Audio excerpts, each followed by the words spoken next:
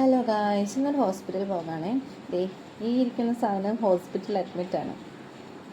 അവന് പനി ഛർദിയായിട്ടാണ് കേട്ടോ അഡ്മിറ്റ് ആയത്. നമ്മൾ കുട്ടികളുടെ വാർഡിലായിരുന്നു. ഒരു 4 ബെഡുള്ള റൂമായിരുന്നു അത്. അവന് കളിക്കാനായിട്ട് ഇഷ്ടംപോലെ കൂട്ടുകാരുണ്ടായിരുന്നു അവിടെ.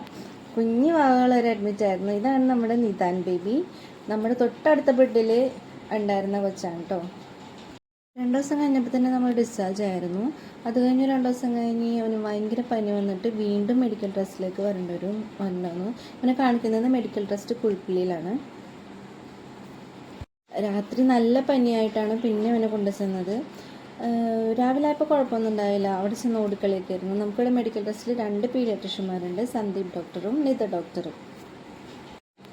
രണ്ടാമത് ചെന്നപ്പോൾ സന്ദീപ് ഡോക്ടർ ലീവായിരുന്നു. അതുകൊണ്ട് നമ്മൾ നിത ഡോക്ടറിനെയാണ് കാണിച്ചത്.